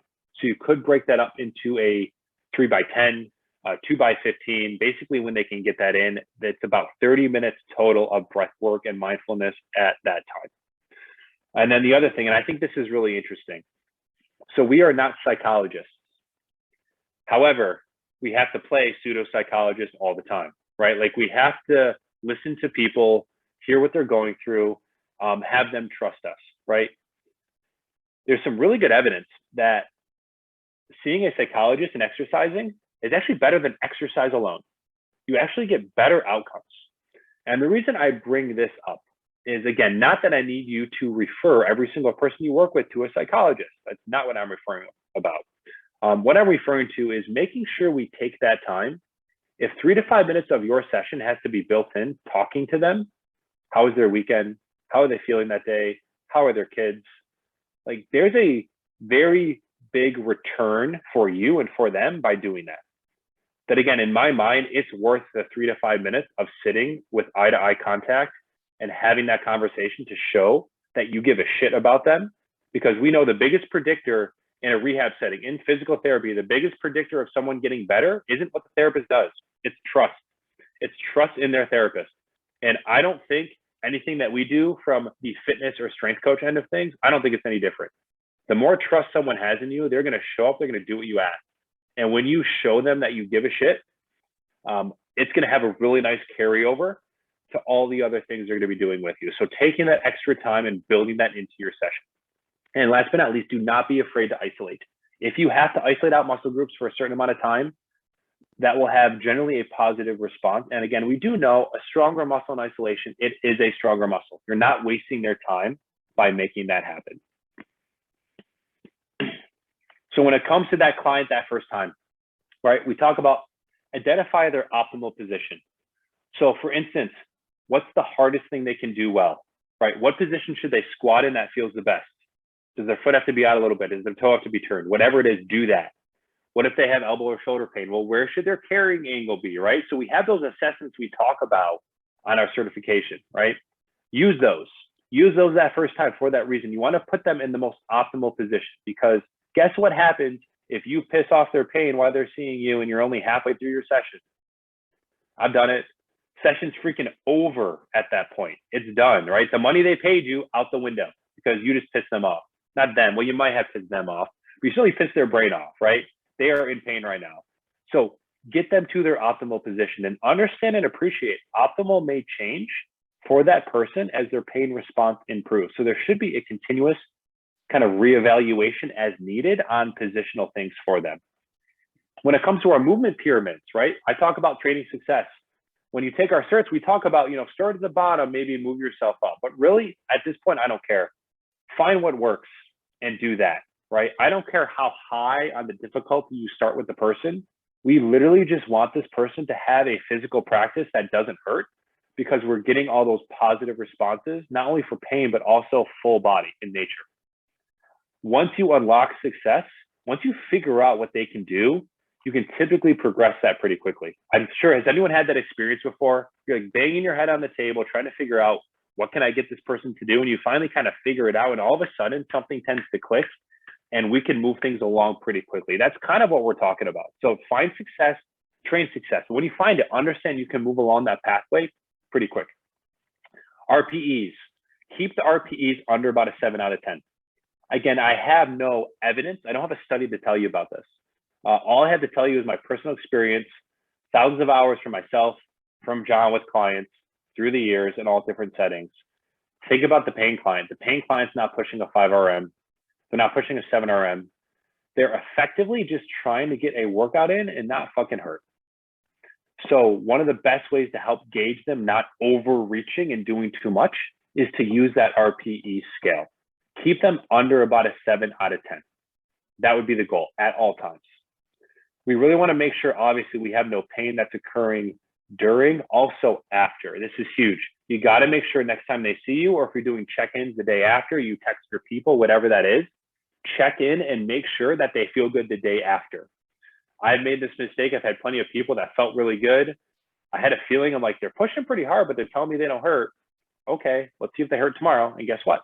I get an email, hey, my back flared up now. Like, I got out of bed and I could barely move.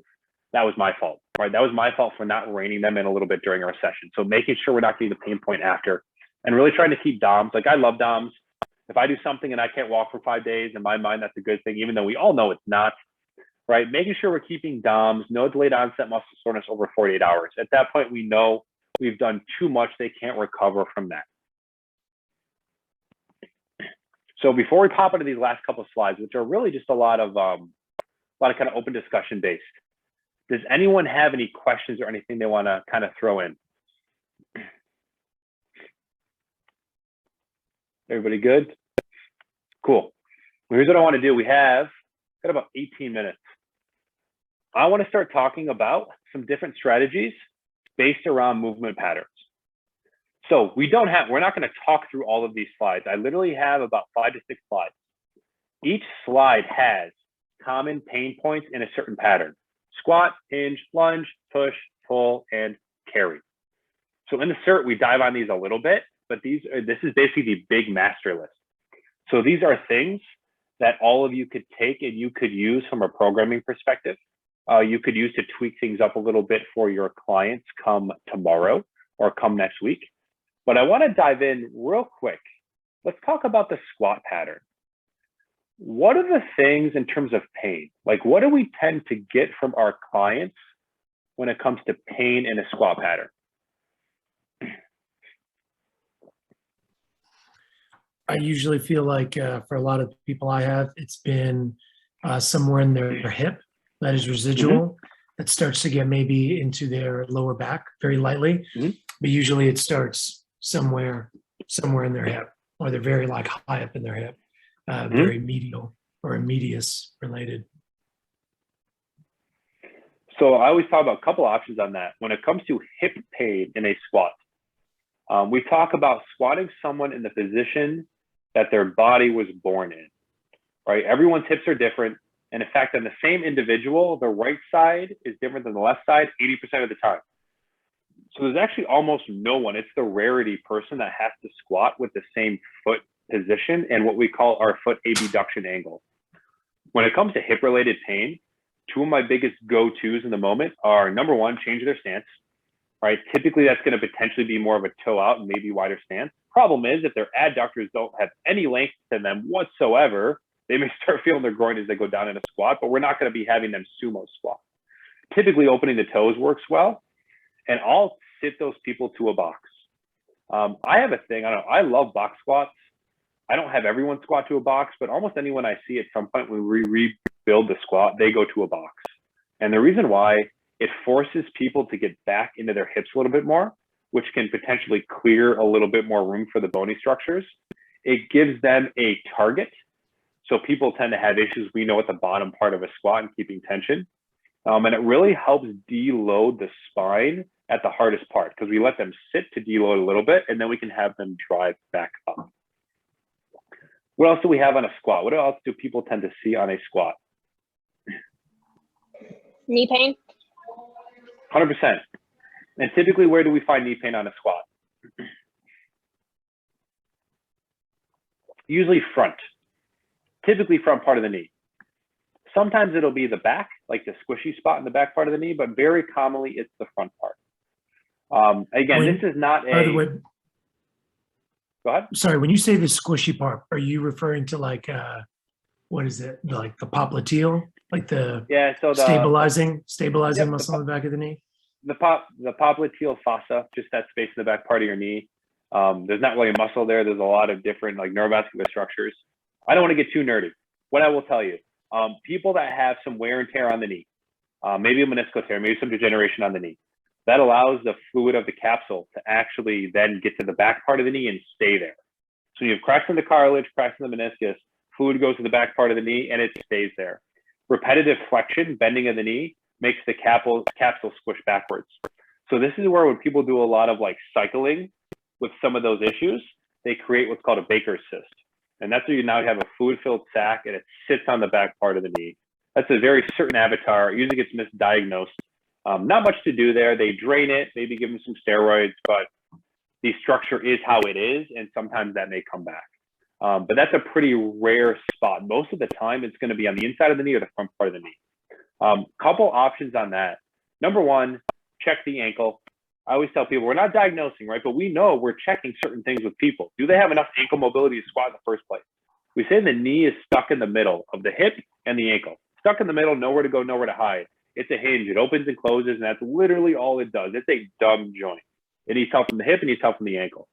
On the knee pain issue, I have people make sure, do they have enough ankle mobility to get there? And if they don't, we need to be probably propping their heels. The other thing I like to use is making sure we get them a little bit more upright. So using something like a Spanish squat works extremely well, where you have them band their knees to the rack, and it allows them to actually sit on the band and get their glutes actually backwards, even though their trunk tends to stay up and down. The other option would be something, I know I've said it already, like a box squat, or even something where we squat with a band around the knees, forcing them to create generally a little bit more torque in order to recruit a little bit more glutes. None of those are necessarily the thing that's going to fix it, but I have found generally those are some maybe quick fixes that helps just put them in a better position. The real thought behind knee pain and squatting is if I have knee pain and my knees go over my toes, that typically causes me more knee pain. The reality is it's not a abnormal thing. Knees should go over toes. We do it when we walk up and down stairs. It's not going to break your knee by doing that. What if my knee's pissed off? The knee over the toe causes more compression of the structures of the kneecap and causes the knee to hurt a little bit. So those become some nice things. Basically, the Spanish squat keeps the vertical shin. A box squat tends to keep more vertical-ish shin because you go more backwards versus knees going forward. What about the hinge? What do we tend to see on the hinge? Usually they either round out the back because they don't know how to hinge, or they lean forward thinking that they're hinging. 100%. And typically we'll see, I mean, I don't have too many people that feel anything but back pain on the hinge. Like if there's a problem, it's typically a back pain issue. If there's anything else, anyone can shout it out, but I think 90% of the time it's back pain or maybe some front side shoulder pain. Usually those are a couple things.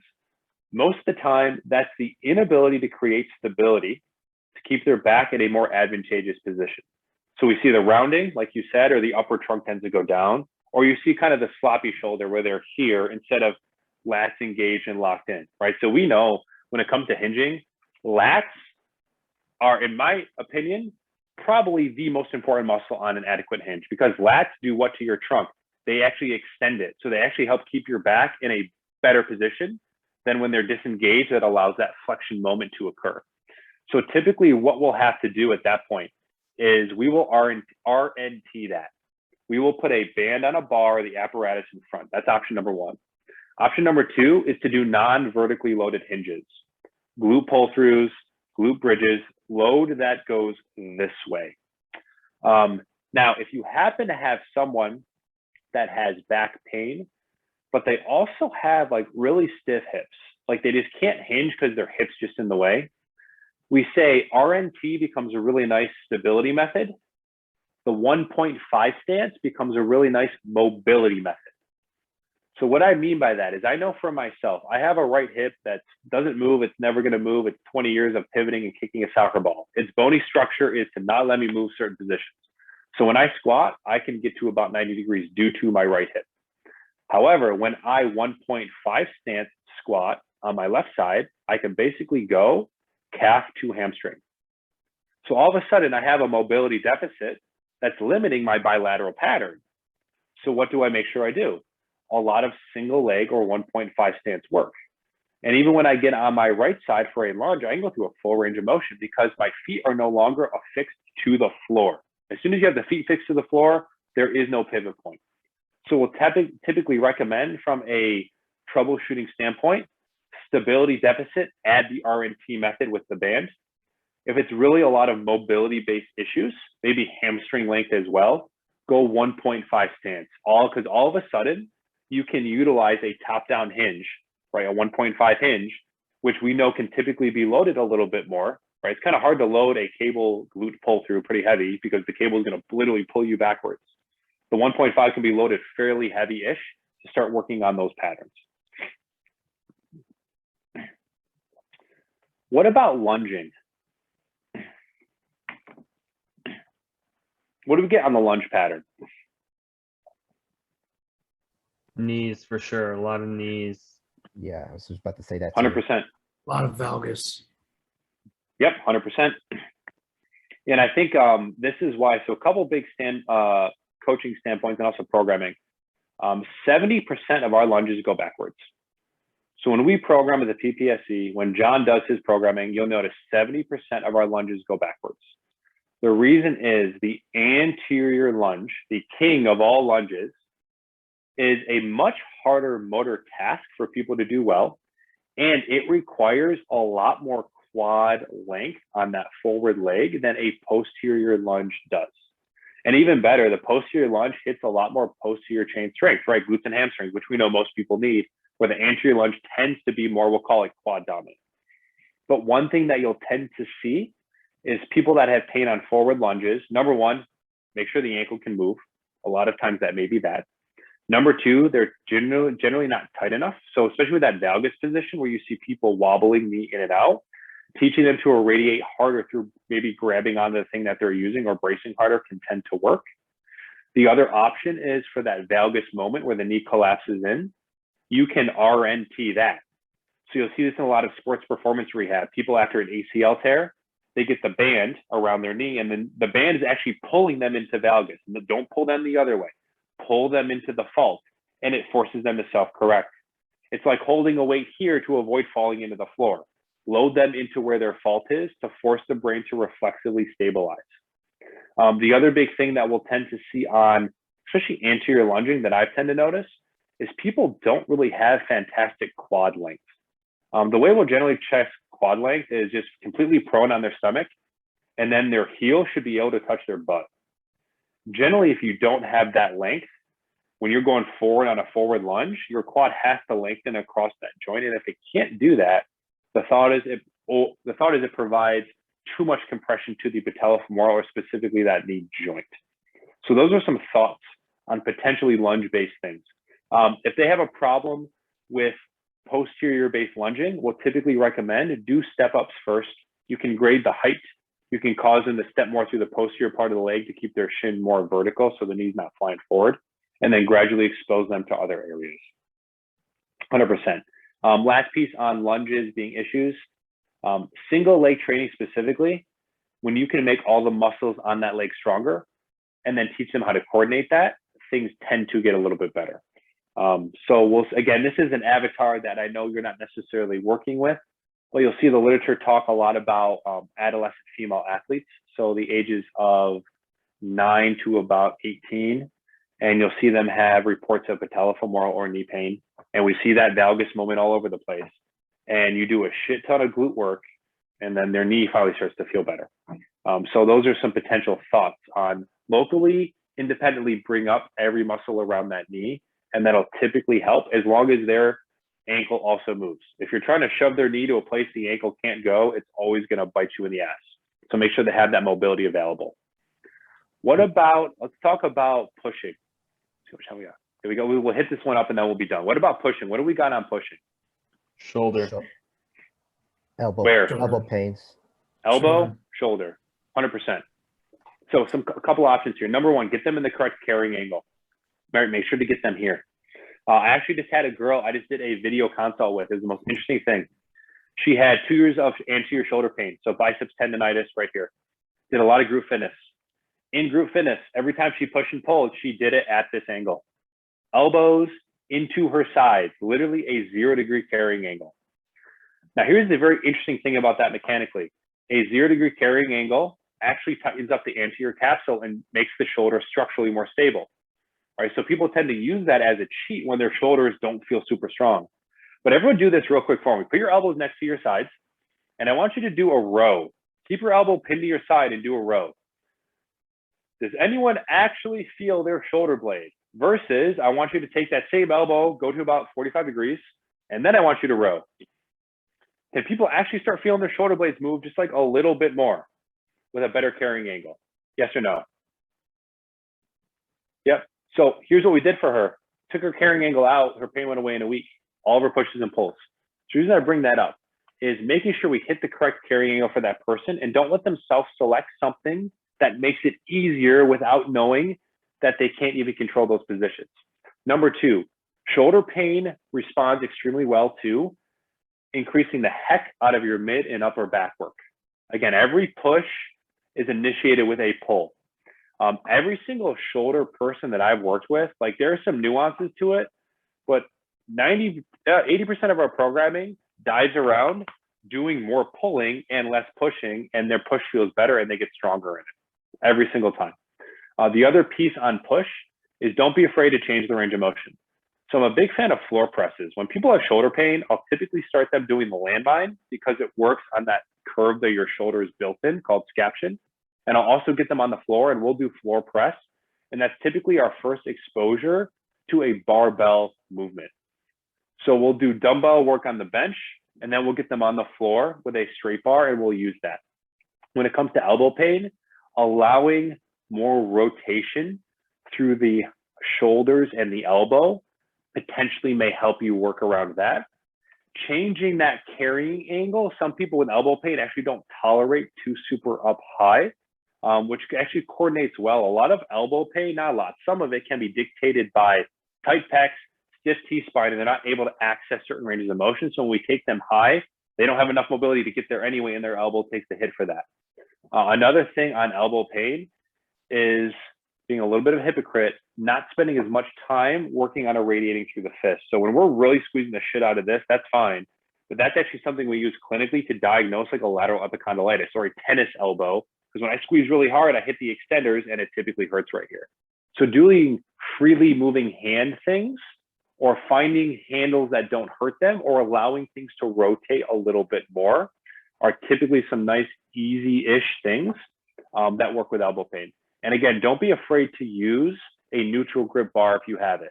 If I'm familiar with the neutral grip or the kind of Swiss bar where you have the handles here, I think just like the safety squat bar for the squat when people have shoulder pain, I really think every gym should have a neutral grip bar because some people, that's their peak. And every time we internally rotate on a barbell, it just doesn't work well. So you guys can also check all these out. These are here for you. I put this up on Mighty Networks. These are just all some problem shooting ideas around the most common pain points in all of these patterns: squat, hinge, lunge, push, pull, and carry.